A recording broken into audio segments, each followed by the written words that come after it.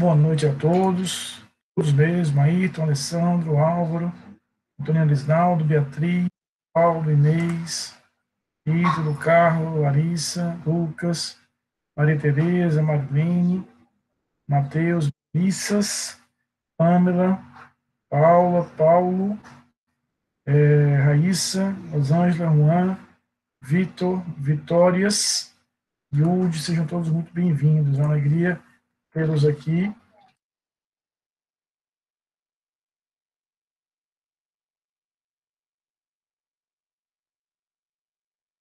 E eu queria passar um aviso, eu vou voltar a falar disso na quinta-feira, mas já para comunicá-los que eu fiz uma mudança no conteúdo da prova. Tá? Eu tinha dito a vocês inicialmente que eu iria cobrar atos de comunicação do processo e provas e o procedimento ordinário. Eu resolvi tirar o procedimento ordinário da prova, tá bom? Então, diminuir um pouquinho a matéria, porque eu achei que não fazia muito sentido eu cobrar o procedimento ordinário nessa prova e cobrar os outros procedimentos na segunda prova. Então, eu tive essa mudança, então a matéria da prova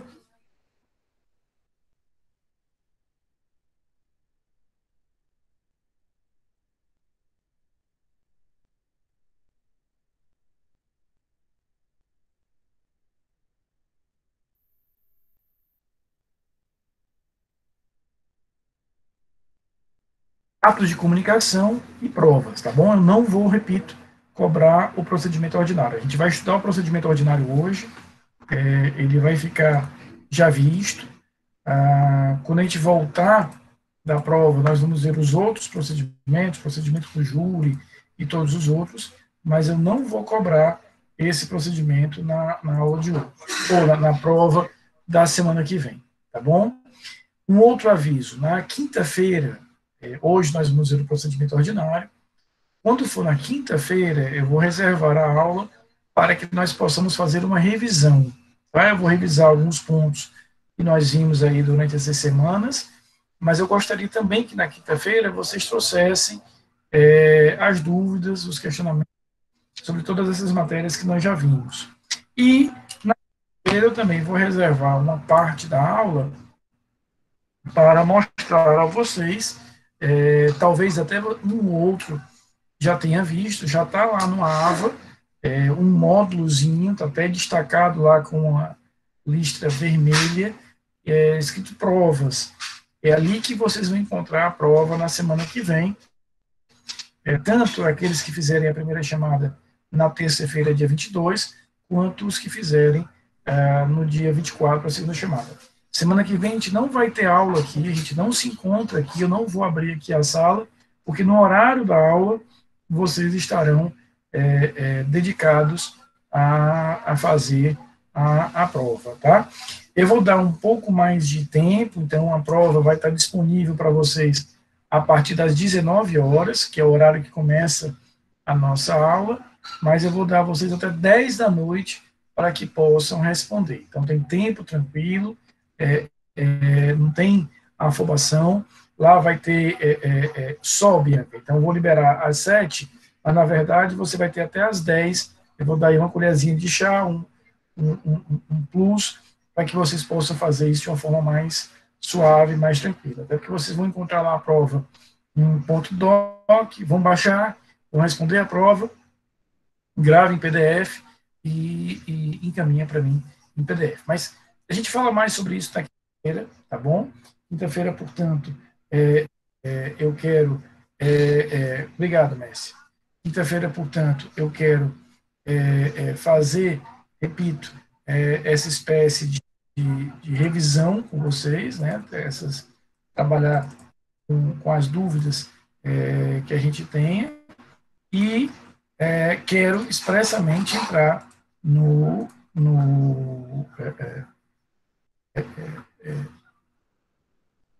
AVA para mostrar exatamente qual é a matéria que nós vamos ter, tá? Então, repito, na quinta-feira a nossa programação, portanto, é revisão, principalmente com as dúvidas de vocês, e mais informações sobre a prova. Já passei muitas, mas eu quero revisar todas essas informações para que vocês cheguem na próxima semana muito tranquilos para fazer a prova. Tá? Terça-feira, o que é mais importante? Não pode esquecer em relação à prova. A prova vai estar lá no AVA, um módulo próprio chamado Provas. Terça-feira é a primeira chamada. Quem não tiver condições de fazer a primeira chamada, faz a segunda chamada na quinta-feira. O conteúdo da prova é atos de comunicação e provas.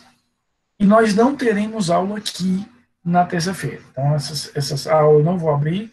A gente só vai se encontrar aqui no Meet na terça-feira, depois da prova. Tudo bem? Queridos, nós conversamos na última aula sobre os procedimentos. Nós vimos na última aula a estrutura, né, de como nós devemos escolher os procedimentos. Eu queria só fazer aqui uma repassada meteórica, muito rápidas, né? Vai ter, que é a ideia de que a gente vai, dentro de um caso concreto, com base num caso concreto, tenta encaixar aquele teu caso em uma das hipóteses dos procedimentos especiais, júri, né, lei de tóxicos, as ações penais originárias em tribunais e por aí vai. Então, você primeiro tenta encaixar em uma daquelas hipóteses especializadas. Não sendo possível encaixar em uma daquelas situações, a alternativa que você vai ter é trabalhar com aquela estrutura do procedimento comum que nós vimos no artigo 394. Né? Então, nós vimos lá no artigo 394, eu vou só reapresentar aqui, ou seja, se você já descartou o uso de uma das hipóteses de ritos, a alternativa que você vai ter é trabalhar com uma das hipóteses do procedimento comum.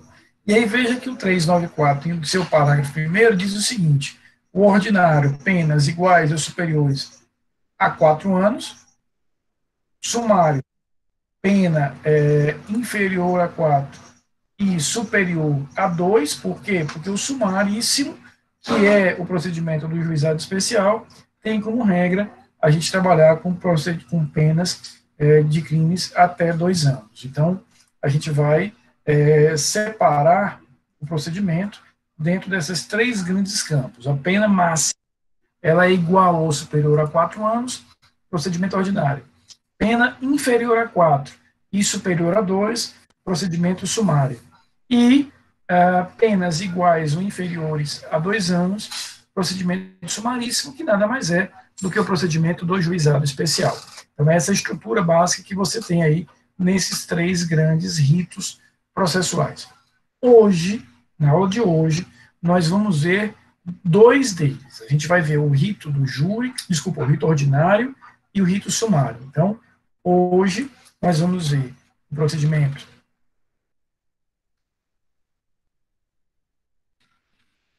ordinário e o que nós vamos ver essa aula 2 em 1, digamos assim. Porque a sequência dos atos, ela é a mesma. A ordem dos atos é a mesma. Não há mudança na sequência dos atos, quer no procedimento ordinário, quer no procedimento sumário. Então, essa ordem que eu vou já apresentar para vocês aqui no slide é uma ordem única, quer para o ordinário, quer para o sumário. As diferenças, elas estarão no número de testemunhas, as diferenças estarão no número de testemunhas e no tempo de realização da audiência de instrução. Mas a sequência, a rotina dos atos será a mesma, tá? Então, vamos aqui, deixa eu só compartilhar aqui a tela, para que a gente possa ver qual é o do procedimento ordinário. Esses slides já estão lá no AVA, caso vocês queiram baixar, tá? Primeira coisa, não podia ser diferente, eu tenho a denúncia ou a queixa. Então, existe aqui a propositura da denúncia ou da queixa, claro, dependendo se eu estou falando de uma ação penal pública ou de uma ação penal privada. Mas é interessante, até porque eu estava dando aula agora no horário EF, de Direito Processual Penal 1, vendo exatamente a ação penal com os meninos. E eu dizia, olha, as diferenças entre a ação penal pública e privada são diferenças de legitimidade. Eu vou falar em denúncia, outro eu vou falar em queixa, mas o desenvolvimento do processo é uma coisa só. O desenvolvimento do processo não tem mudanças, o desenvolvimento do processo não tem alteração. Então, eu vou ter sempre o mesmo roteiro para o procedimento ordinário, independentemente se ele foi iniciado através de uma denúncia ou através de uma queixa. Tá? Uma vez oferecida a denúncia ou queixa, o que eu quero lembrar com vocês da denúncia ou da queixa? Primeiro, a denúncia ou a queixa, ela vai descrever o fato, ela descreve o fato, e essa descrição do fato ela é importantíssima, porque ela vai ser todo o fio condutor do processo, ou seja, é desse fato que eu estou te acusando, é sobre esse fato que você vai se defender, é sobre esse fato que você vai ser julgado. Então, a gente vai perceber, efetivamente, eu tenho ali a ideia de que é o fato, efetivamente, que irá ser o fio condutor, o fio norteador de todo esse processo. O começo, o meio e o fim do processo são baseados no fato descrito aqui na denúncia, ou na queixa. Tá? Eu vou combinar uma coisa com vocês. Eu já afirmei, o roteiro é o mesmo, independentemente da gente estar falando de uma denúncia ou de uma queixa. Então, só para a aula ficar um pouco menos cansativa para vocês, a partir de agora eu vou falar só em denúncia. Mas tudo que eu falar para denúncia vale também para a queixa. Tá? Só para não ficar todo o tempo falando em denúncia e queixa, não. Eu vou falar só de denúncia, mas aplica aí para a queixa a mesma coisa. Então, o que eu tenho aqui na denúncia? A descrição do fato. Quanto mais minuciosa, quanto mais precisa for essa descrição, melhor será a acusação, melhor estruturada estará a acusação. Também aqui eu vou indicar qual é o fato criminoso na lei que eu entendo que melhor corresponde àquele evento. Então, eu vou descrever o fato e vou dizer, este fato corresponde ao crime de roubo, esse fato corresponde ao crime de furto, e por aí vai. E é nesse momento em que a acusação deverá apresentar o seu rol de testemunhas. E aí como é que vai funcionar? No procedimento ordinário, ela vai apresentar até 8 testemunhas. Ela vai apresentar até 5 testemunhas. Lembrando que neste rol aqui, de 8 ou de 5, serão contabilizadas apenas as testemunhas compromissadas. Não se conta os informantes. Ou seja, esse limite máximo aí de 8, no caso do ordinário, e 5, no caso do sumário, levará em conta apenas testemunhas compromissadas. Então, eu posso, por exemplo, apresentar 8 testemunhas compromissadas, mais 4 ou 5 informantes. Lembra da nossa aula que nós já tivemos aqui sobre testemunhas. Informantes são aquelas pessoas que não prestarão o compromisso. Lembra? Menores de 14 anos, pessoas com enfermidade mental, parentes até o 3º grau do réu, parentes até o 3º grau da vítima, pessoas que foram contraditadas. Então, todas essas pessoas serão ouvidas na condição de informantes. Eu não preciso observar um número máximo para essas pessoas. Quando ele estipula aqui esse número máximo de 8 ou 5, ele está levando em conta apenas, então, somente as testemunhas que forem efetivamente compromissadas. São essas que ele vai levar em conta nesse determinado momento. Rafael, eu tenho mais do que 8, eu tenho mais do que 8 testemunhas, ou eu esqueci de indicar alguma testemunha, ou eu descobri uma testemunha depois. Veja, eu estou afirmando para vocês que é no momento da denúncia que a acusação terá, sob pena de preclusão, a oportunidade de apresentar o rol de testemunhas, sendo 8 no ordinário, 5 no sumário. Eu esqueci uma delas. Eu simplesmente passou e eu não apresentei o nome daquela testemunha. Ou eu descobri uma testemunha depois do processo. Ou, na verdade, eu quero apresentar mais do que 8. Como é que eu faço? Bem, nesse caso, se você esqueceu, se você tem mais do que 8 testemunhos compromissados, ou se você descobriu alguma testemunha depois, a alternativa que você terá é tentar convencer ao juiz de ouvir aquela testemunha como uma testemunha do juízo. Ele vai ouvir aquela testemunha como uma testemunha do juízo.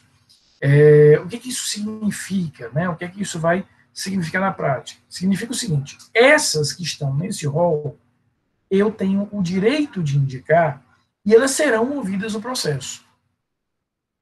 Se eu tiver além das 8 ou das 5, conforme seja o rito, ou se eu perdi a oportunidade de apresentar essas testemunhas agora, eu vou ter mais trabalho, porque eu vou ter que convencer ao juiz de que aquela testemunha é importante. Veja, para essas aqui eu não preciso justificar nada. Coloco lá o nome e encerro o assunto. Mas nessa outra situação, eu vou ter que convencer o magistrado de que ouvir aquela testemunha é importante para que ele traga aquela testemunha como uma testemunha do juízo. Então, perder esse prazo não significa o fim do mundo. Não significa dizer que você não tem nenhuma alternativa para ouvir aquela testemunha. Porém, você vai ter um pouco mais de trabalho para fazer isso. Então, veja, a queixa ou a denúncia serão aí a apresentação da descrição do fato, qual é o tipo penal que você ali, a princípio, tem, e qual é o rol de testemunhas que você quer apresentar para serem ouvidas durante o processo. Uma vez oferecida a queixa ou a denúncia, o primeiro ato que eu espero é o recebimento. Né? O recebimento tem suas hipóteses balizadas no artigo 395. O artigo 395 diz que o juiz poderá rejeitar a denúncia ou a queixa se ele considerar, primeiro, que a petição está inepta, ou seja, há um defeito na petição. Segundo, quando faltar uma das condições da ação. O juiz entende, por exemplo, que a parte não é legítima, ou de que a parte não possui interesse. E o terceiro inciso, a terceira possibilidade de rejeição da denúncia descrita aí no artigo 395, é quando o juiz entende que falta justa causa. A ausência de justa causa, a falta da justa causa, representa também uma hipótese de rejeição. E o que é justa causa? É quando eu percebo que materialmente aquela petição não atende aos requisitos, aquela ação não atende à sua finalidade. O que significa dizer materialmente? Traduz assim: faltará justa causa, principalmente quando eu não visualizar naquela denúncia ou naquela queixa comprovação de materialidade, indício de autoria. Então, quando falta comprovação de materialidade e indício de autoria, faltará justa causa. Então, o juiz aqui, ao analisar a denúncia, uma vez proposta, ele vai decidir se recebe ou não recebe a denúncia. Ele não a receberá, ele rejeitará a denúncia, repito, nessas 3 circunstâncias. Primeira, quando ele considerar inepta a inicial, portanto, há um defeito na própria inicial. Imagine aqui uma petição que está incompleta, uma petição que está incompreensível, uma petição que não tem um requisito essencial, ou, inciso segundo, quando faltar uma das condições da ação, ou, inciso terceiro, quando faltar justa causa. Nessas 3 situações é que eu vou efetivamente ter a rejeição da denúncia. Rafael, se o juiz rejeitar a denúncia, o que a parte pode fazer? Bem, ela tem 2 caminhos. Tá? O primeiro caminho é ela recorrer dessa decisão. A gente vai aprender um pouco mais à frente um recurso chamado recurso em sentido estrito, cuja primeira hipótese de cabimento é exatamente a hipótese de rejeição da denúncia. Já renovo, já repito, Rayana. E a outra possibilidade que a parte tem é oferecer uma nova petição. Imagina que o juiz rejeitou a denúncia por entender que ela é inepta. Eu posso apresentar uma nova petição, considerando aquela determinada falha sanada e ofereço uma nova ação. Então, se o juiz rejeita a tua denúncia ou a tua queixa, caberá a você decidir se recorre para o tribunal ou se oferece uma nova denúncia, uma nova queixa, suprindo aquela falha que o juiz tinha ali sinalizado. Rayana, a justa causa se caracteriza pela existência, principalmente, de uma base de elementos materiais em relação à ação penal. O que significam elementos materiais?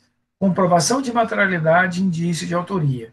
Então, se o juiz percebe, se o juiz avalia que naquela denúncia não está devidamente comprovada a materialidade ou não está devidamente existente indícios de autoria, ele não a receberá. Não interessa, deixa eu te explicar isso de outra forma. Não interessa a petição estar muito bem escrita, não interessa a parte que ofereceu ser a parte legítima, ter interesse, se ela não conseguiu trazer a prova de comprovação de materialidade e indício de autoria. Não vai ter êxito na propositura dessa denúncia. Tá bom? Sim, sim. Fica mais fácil, Tereza. Eu uso justa causa porque é a expressão que o próprio código usa, mas didaticamente você tem toda a razão. Ou seja, não há uma causa que justifique, né, uma causa que seja justa o suficiente para que aquela determinada ação se desenvolva. Excelente teu raciocínio. Se o juiz recebe a denúncia ou a queixa, esse momento do recebimento da denúncia da queixa é um momento importantíssimo. Por quê? O recebimento da denúncia ou da queixa vai marcar o início formal do processo penal. Do ponto de vista processual, o marco zero do processo é o recebimento da denúncia da queixa. Nesse momento, aquele denunciado, aquele querelado, se transforma, passa a ser réu. Ele é réu, ele é acusado no momento em que o juiz recebe aquela denúncia ou aquela queixa. Nesse momento, a gente vai ter aí o início formal do processo criminal. É nesse momento que a gente vai ter a atuação formal do processo criminal sendo iniciado, tá? Do ponto de vista penal, o recebimento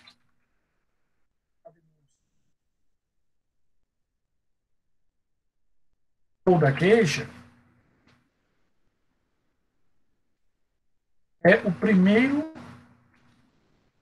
marco de interrupção da prescrição. Então, a gente vai ter duas grandes consequências com o recebimento da denúncia da queixa. Primeira consequência, início do processo. Segunda consequência, a prescrição ela é interrompida. Então, ela vinha correndo, ela sofre uma interrupção, ela é zerada e ela vai recomeçar. Vocês estudaram lá em Penal 1 as hipóteses de prescrição, o cálculo da prescrição, as hipóteses de suspeição, de impedimento da prescrição. Então, essa hipótese, o recebimento da denúncia da queixa, está lá no artigo 117, o primeiro Código Penal, como uma hipótese efetiva de interrupção da prescrição. Então, esse recebimento ele é importantíssimo, repito, porque é nesse momento que a gente vai ter o início formal do processo, tá? Só para confirmar, vocês estão visualizando aqui bem o slide, né? Nesse formato aqui fica bem visualizado para vocês. Fica? Tá tranquilo? Havendo o recebimento, eu tenho, portanto, o início formal do. O juiz irá determinar a citação. Então, o próximo ato aqui é efetivamente a realização da citação. Lembra tudo que nós falamos da citação no início do semestre. Foi a nossa segunda aula do semestre, a citação. Nós, lá no dia 13 de agosto, nós falávamos sobre a citação. Para que serve a citação? Para comunicar que o processo existe, convidar o réu para se defender. Né? Lembra das formas aqui de citação. Citação pessoal, citação por hora certa e a citação por edital. Então, na citação, eu estou te convocando, estou te convidando para a apresentação da defesa. Como é que essa defesa se materializa? Pela resposta escrita à acusação e pelas exceções. Vocês sabem bem que o Código de Processo Civil, ele acabou com a figura das exceções, por assim dizer, e aquelas matérias lá no processo civil que eu arguía nas exceções, eu passei a arguir em preliminar de contestação. Então, lá no processo civil, nós temos, nas preliminares de contestação, as antigas matérias das exceções e a possibilidade da reconvenção. No processo criminal, a resposta do réu, ela vai ser materializada por esses dois elementos, ou a resposta escrita à acusação e ou as exceções. Veja, aqui a lógica que eu quero que vocês tenham é essa e ou. Por quê? Porque a resposta à acusação,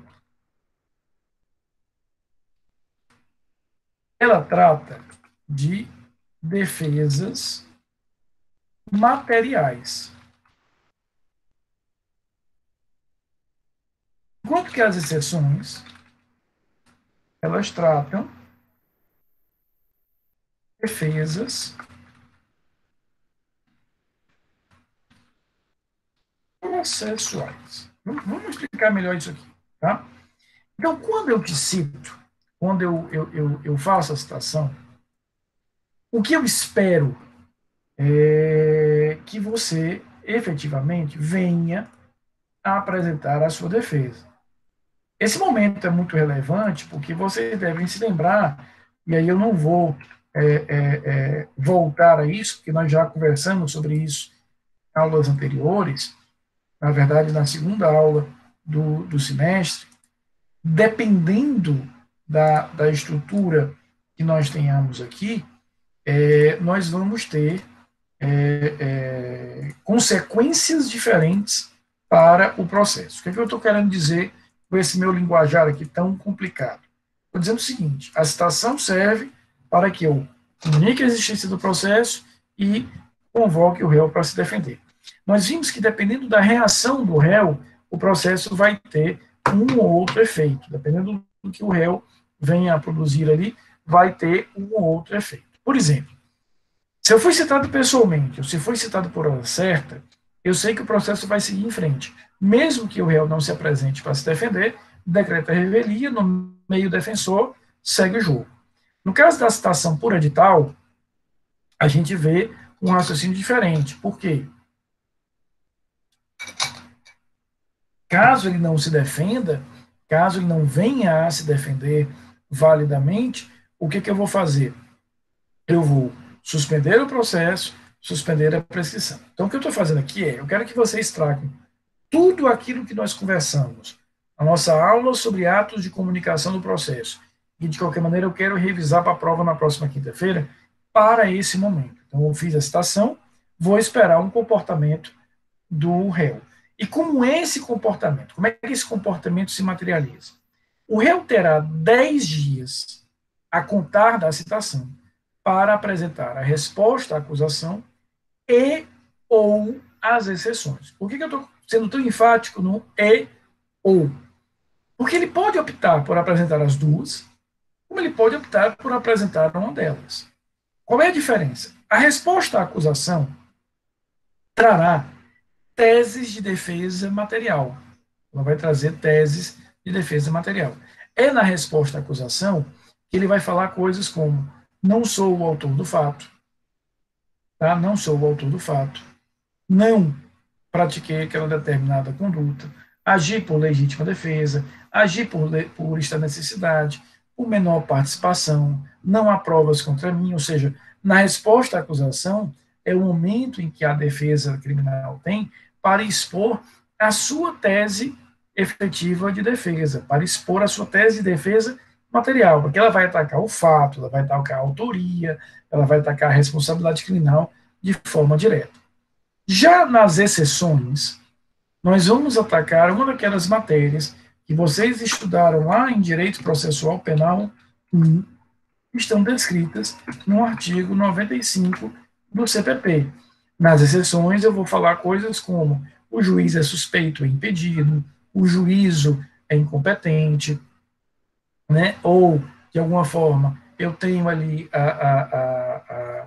a lei de expendência, eu tenho ali a ilegitimidade, tenho ali a coisa julgada. Então, no artigo 95, nós vamos perceber as matérias que podem ser arguídas nas exceções. E em que momento eu vou fazer isso? Logo após a citação, tenho esse prazo aí de 10 dias para apresentação dos dois peticionamentos, resposta à acusação e exceções. Caberá à defesa técnica, caberá, em outras palavras, ao advogado, decidir se, no caso concreto, oferece uma ou oferece outra das medidas. Uma questão interessante, tá? Uma questão muito interessante aqui. Lembra de como é a contagem de prazos do processo penal, só para a gente revisar. Ela começa no primeiro dia útil seguinte àquele ato, mas depois ela segue direto. Então, se eu faço a citação hoje, dia 15 de setembro, uma terça-feira, o dia 1 será amanhã, que amanhã é um dia útil de 16 de setembro, mas depois ela vai seguir efetivamente direto em relação a isso. Tá? Então, não vai existir aí qualquer tipo de quebra em relação à fluência desse prazo. Prescrição, Paula, para o processo penal é mérito, porque a prescrição, que é uma causa de extinção de punibilidade, ela decide questões de mérito, ela enfrenta o mérito. Por quê? O que é o mérito do processo penal? É se eu posso ou não exercer o direito de punir. Então, a prescrição é matéria que deve ser alegada na resposta à acusação. É lá que você vai ter que alegar a prescrição. Por quê? Porque ela interfere diretamente no mérito. O que é o mérito? É se eu posso ou não posso exercer o direito de punir em relação àquele indivíduo. Tá? Essa resposta à acusação é também um momento que a defesa terá para a apresentação das suas testemunhas. Então, tudo aquilo que eu falei agora há pouco para as testemunhas na denúncia, no caso da defesa, vale aqui nesse momento. Então, é no momento da resposta à acusação que a defesa terá aí a possibilidade de apresentar o seu rol de testemunhas com aquele mesmo raciocínio que a gente fez agora há pouco. Até 8 para o evento, para o ordinário, até 5 para o sumário. Tá?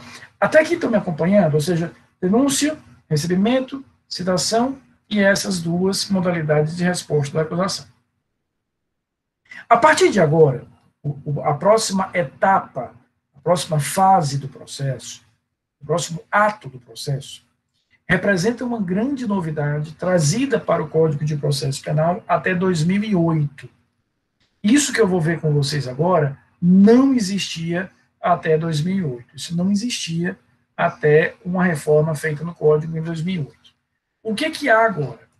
Então, depois que houver a apresentação da defesa, quer pela resposta à acusação, pelas exceções, quer por ambas, o juiz terá a possibilidade de, com base no artigo 397, absolver sumariamente o réu.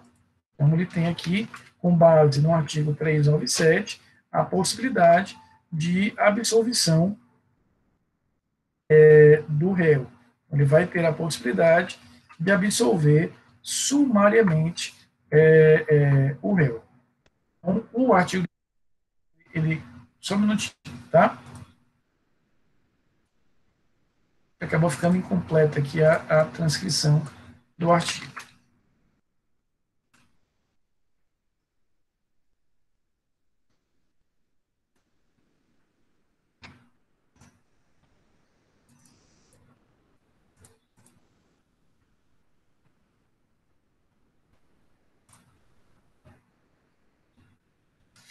Então, vejam só. Após a resposta e a apresentação das exceções, o juiz terá a possibilidade de absolvição sumária. Por que que isso aqui recebe o nome de absolvição sumária? Porque a gente está vendo que sequer se desenvolveu nesse processo a fase de instrução. Eu ainda não produzi nenhuma prova, fora aquelas provas que vieram com a denúncia e com a resposta à acusação. Então, é sumária, porque ele está antecipando o que seria o momento, aspas, mal de realização da absolvição, que seria o quê? No final do processo. Desenvolveria a instrução, desenvolveria toda a fase de instrução, e no final eu absolveria o réu. O que é que o juiz está fazendo aqui com base na regrinha que vocês estão vendo aí no chat do 397? Ele está antecipando para esse momento a absolvição. É como se o juiz te dissesse o seguinte: olha, pelo que eu já tenho agora nos autos, eu não preciso mais de nenhuma prova para absolver o réu. Pelo que eu tenho, eu já tenho o suficiente para absolver o réu. Eu não preciso de mais nada. Então, essa absolvição, vejam só, é uma absolvição que vale como qualquer outra. É uma absolvição que vai valer como qualquer outra absolvição. Apenas ela é feita antes do que seria o momento normal, que seria pós-instrução, já lá na fase final. E por que ele faz isso? Porque ele tem a convicção de um desses 4 elementos indicados no artigo 397. Mas eu queria aqui que a gente separasse o 397 em 2 grupos. Os 3 primeiros incisos, e a gente vai ver ao final o inciso 4º. Por quê? O inciso 4º tem uma peculiaridade que a gente precisa ter atenção. Então, o que o código está dizendo é o seguinte: juiz, se o senhor já tiver convicção, nesse momento do processo, de um desses elementos, encerra o processo. É uma espécie de julgamento antecipado da lide penal. Agora, preste atenção nesse detalhe, que é importante. O juiz faz isso, vejam só, quando o juiz tiver certeza de um desses elementos. Se o juiz não tiver essa certeza, que ele toque o processo em frente, ele faça a instrução e que ele resolva isso no final do processo. Aqui, portanto, eu vou exigir uma dessas certezas para que o juiz possa absolver sumariamente. E outra coisa, que é importante também vocês entenderem bem isso. O fato do juiz não absolver sumariamente não significa que ele está te condenando antecipadamente. Olha que interessante. Se no juiz, nesse momento, ou seja, ele tem nas mãos a denúncia, ele tem nas mãos a resposta à acusação e as exceções. Ele para, faz os autos conclusos e vai analisar o que ele vai fazer com o processo. Se ele absolve, né, se ele absolver, veja, o processo vai finalizar. Se ele absolver, o processo está finalizado, acabou o processo. Morreu. Quem quiser que recorra para uma outra instância. Se ele não absolver, aí sim ele vai seguir com a instrução. Então, essa decisão, o juiz vai tomar agora com base nesses 4 incisos. Veja o que diz aí o inciso 1º. Existência manifesta de causa excludente da ilicitude do fato. O juiz se convenceu, já nesse momento do processo, de que o réu realmente agiu por uma causa excludente de ilicitude. Legítima defesa, estado de necessidade, estrito cumprimento do dever legal e exercício regular de direito. O juiz está plenamente convencido de que ele agiu por legítima defesa. Ele terá aí a absolvição com base no inciso 1º. Inciso 2º, quando houver a existência manifesta de causa excludente da culpabilidade do agente, salvo a inimputabilidade. Então, aqui o juiz se convenceu, por exemplo, da ocorrência de um erro de proibição, de coação irresistível, de inexigibilidade de conduta diversa, hipóteses de excludente de culpabilidade. Ele pode absolver. Agora, se a tese for uma tese de inimputabilidade, o réu teria um problema mental que o inabilitaria a entender o caráter ilícito do fato, segue o jogo. Inciso 3º. Quando o juiz se convencer de que o fato narrado evidentemente não constitui crime. O que significa dizer que evidentemente ele não constitui crime? ele é uma conduta atípica, ou não há dolo nem culpa. Então, veja, se o juiz se convenceu de que houve um excludente de ilicitude, ou de que houve um excludente de culpabilidade, ou de que o fato não é criminoso, ele absolve. Absolve agora, o processo acaba. A quarta possibilidade dada aí no 397, ela é uma atecnia. O que é uma atecnia? É um equívoco do legislador. O legislador se equivocou. Por quê? Porque ele misturou laranja com banana. Eu posso morrer de chamar uma laranja de banana, ela continuará sendo uma laranja. Tá? Veja o que diz aí o inciso 4º. O juiz absolverá sumariamente quando reconhecer extinta a punibilidade do agente. Veja, a decisão de extinção de punibilidade, ela está dizendo o seguinte: o Estado está perdendo o direito de punir. Como a Paula perguntou agora há pouco, um exemplo, prescrição, essa pergunta da Paula.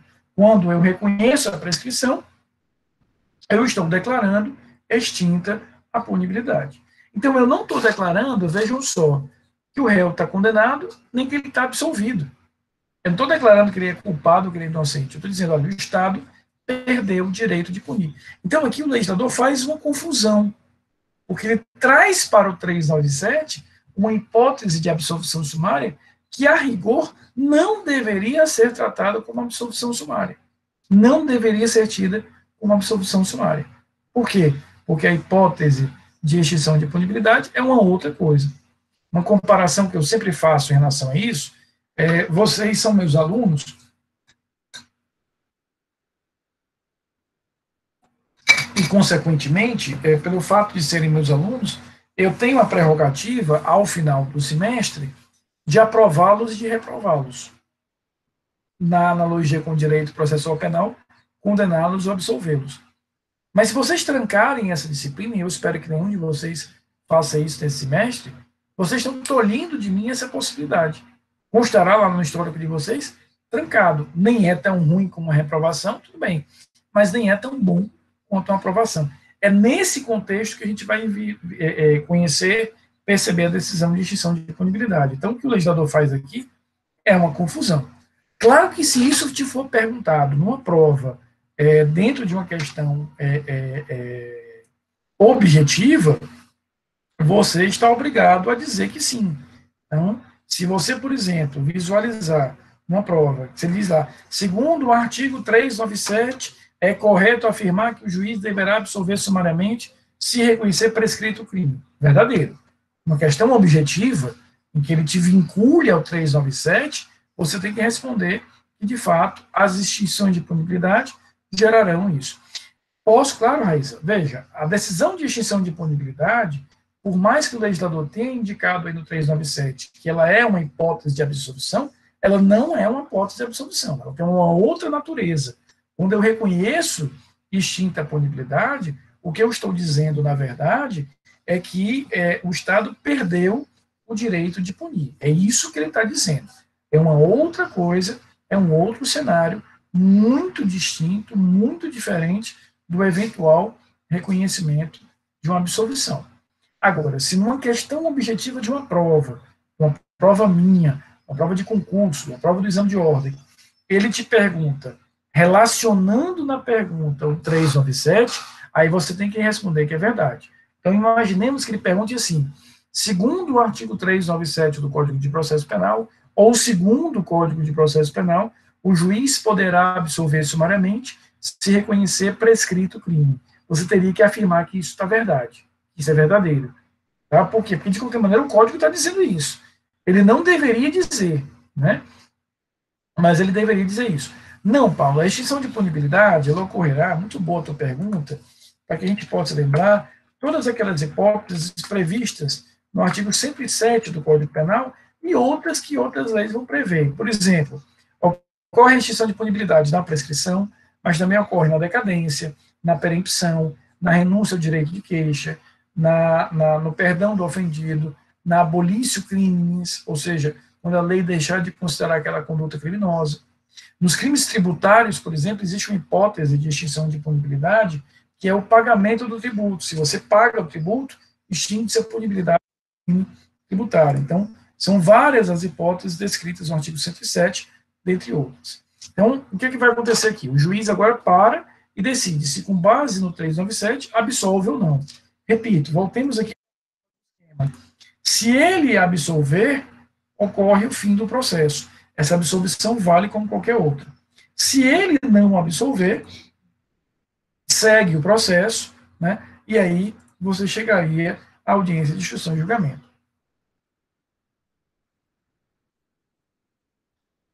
Porque as hipóteses de extinção de punibilidade, Paula, estão dizendo que o Estado perdeu o direito de punir. Não estão dizendo que você é inocente.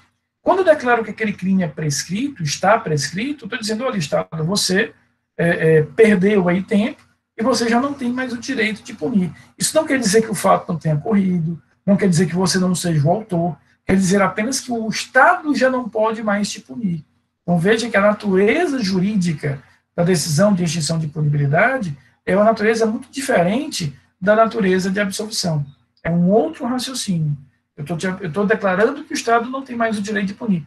Por isso que eu fiz aquela analogia, aquela alegoria com o trancamento da disciplina.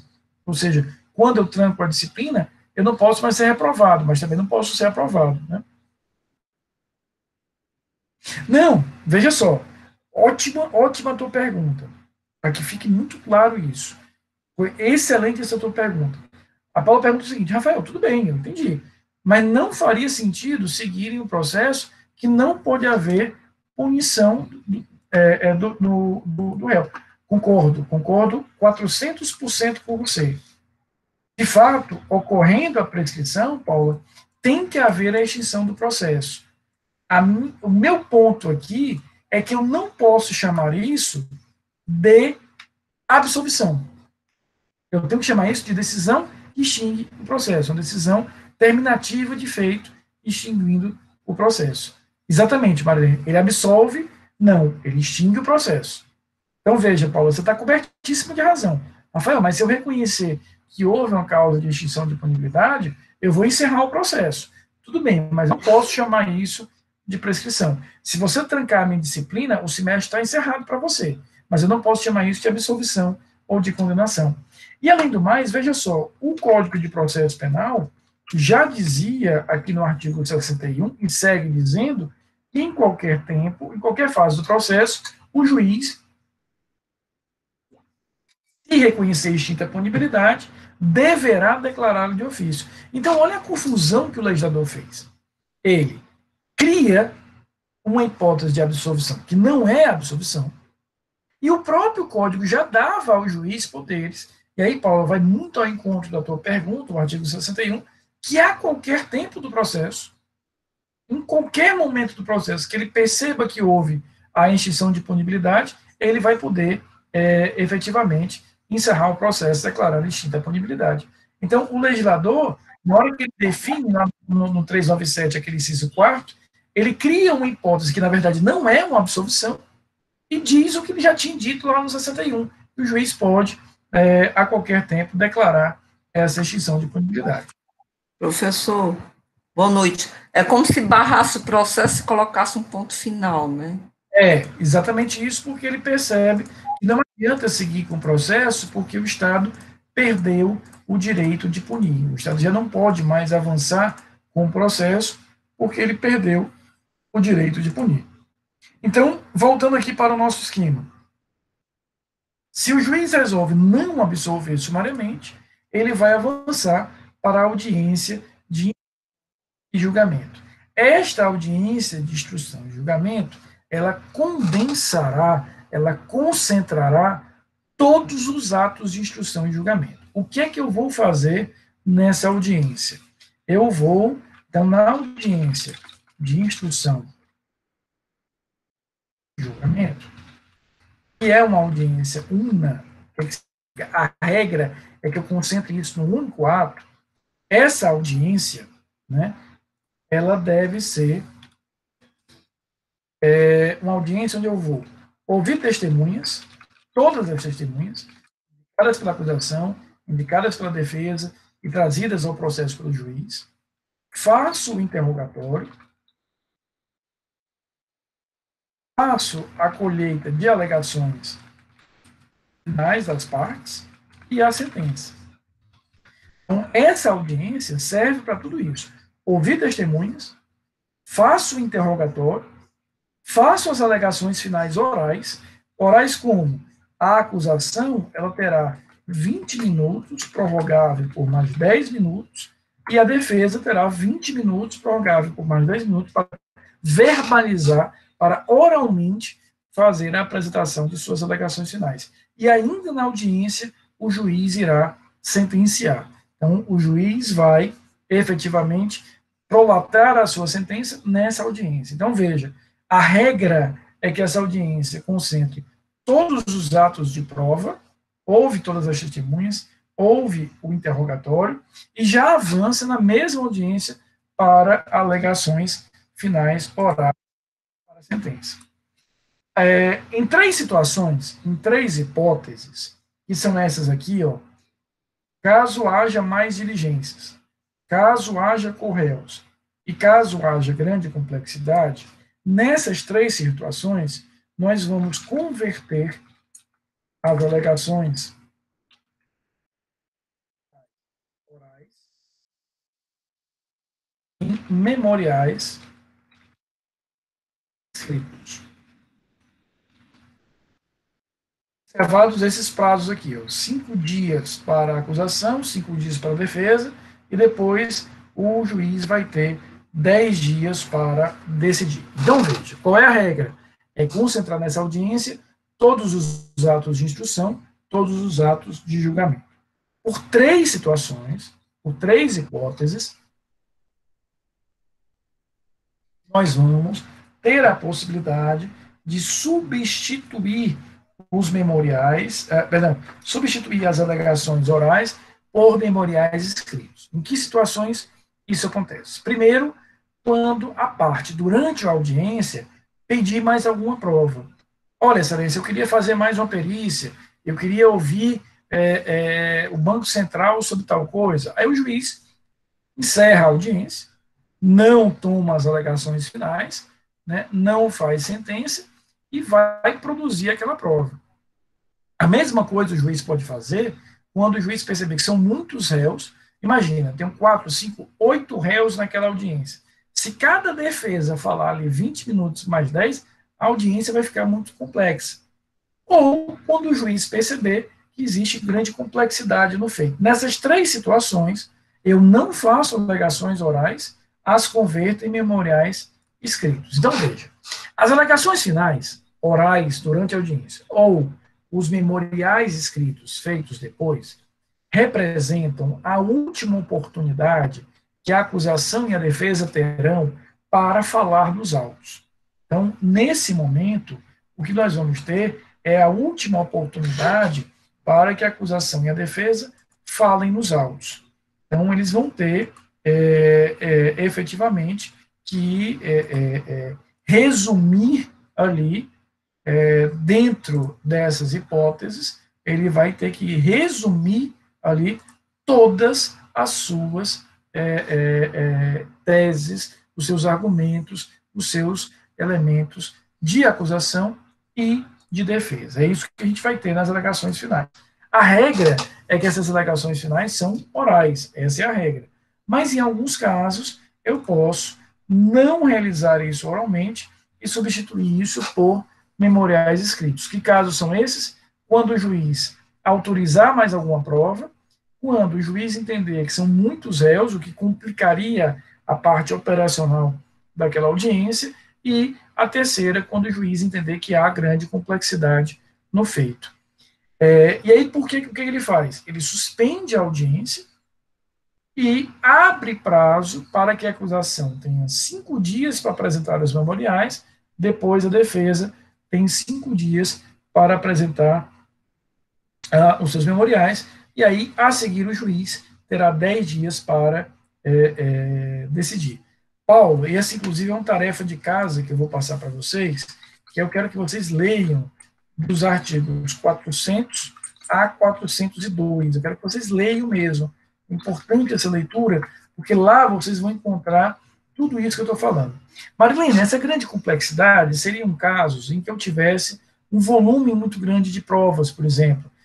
Foram ouvidas muitas testemunhas, tem 3 perícias diferentes, foi juntado mais de 2.000 páginas de documentação. Isso acontece muito, por exemplo, em crimes tributários, crimes financeiros, crimes de lavagem de capitais, onde eu tenho uma prova muito elaborada, de milhares de páginas, milhares de documentos, que é muito difícil que a parte, durante a audiência, em 30 minutos, já que é 20 mais 10, possa sintetizar e aproveitar toda essa prova. Então, se o juiz entende que a situação é uma situação de verdadeira complexidade, para evitar qualquer tipo de restrição do direito à defesa ou outras coisas mais, ele vai dizer, não, eu vou suspender a audiência, ninguém fala nada, e aí nós vamos permitir que a parte possa, dentro do prazo aí de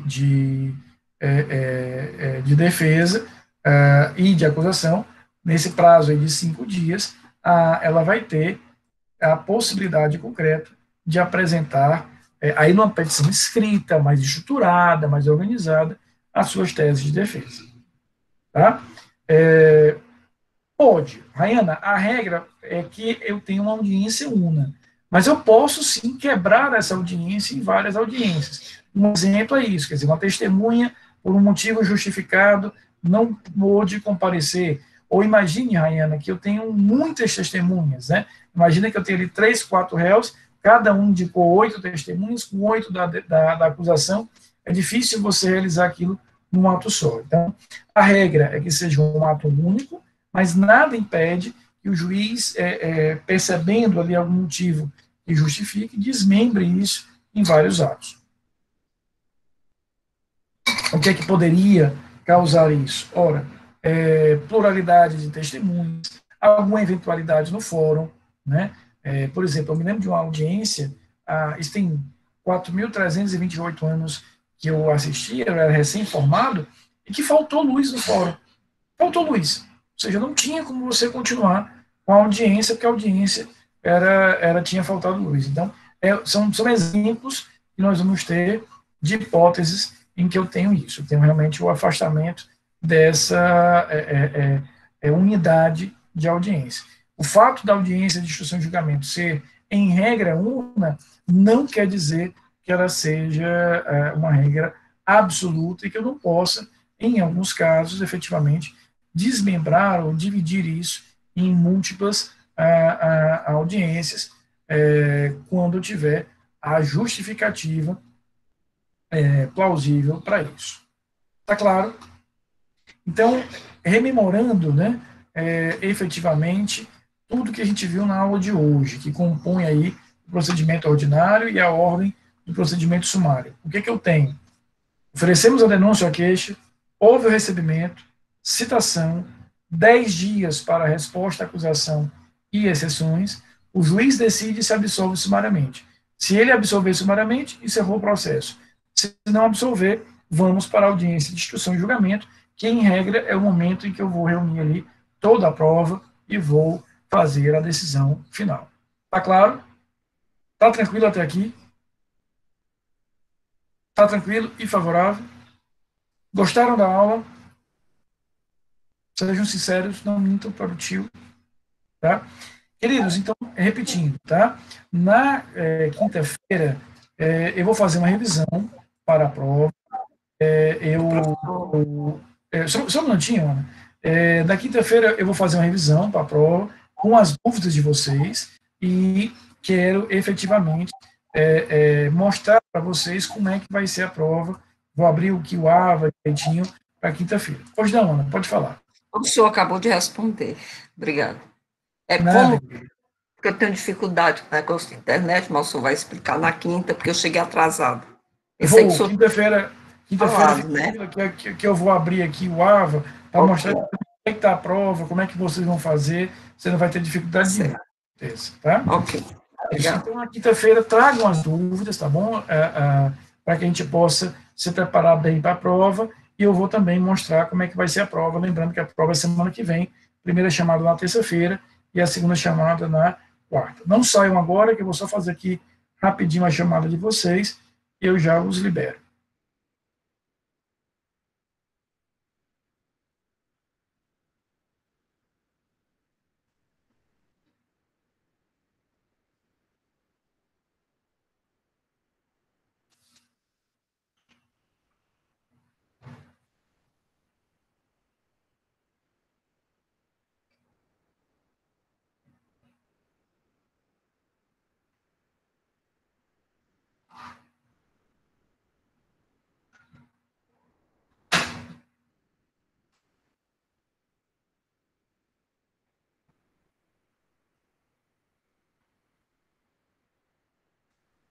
Terminando já aqui, só um minutinho mais.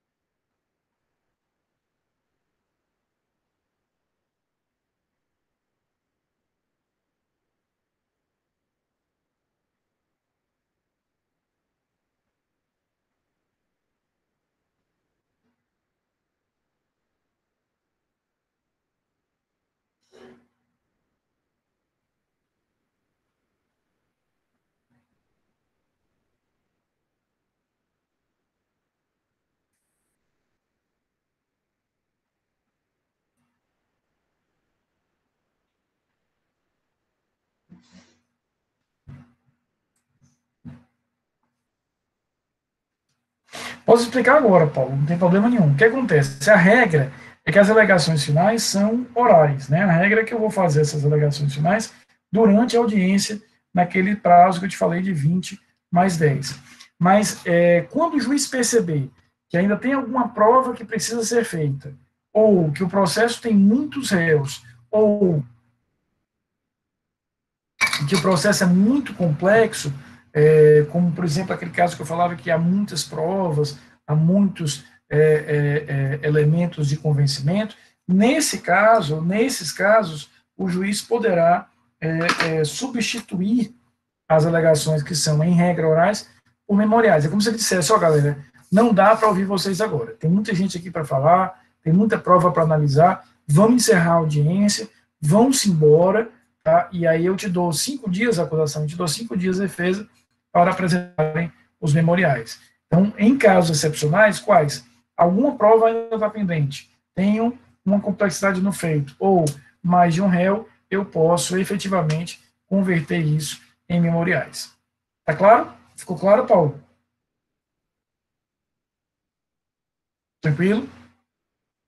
Então, quinta-feira, queridos, revisão.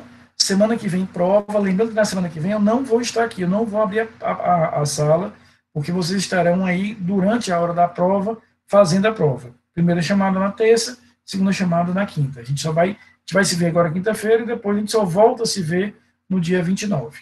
Tá bom? Um beijo grande a vocês. Até quinta-feira, se Deus quiser.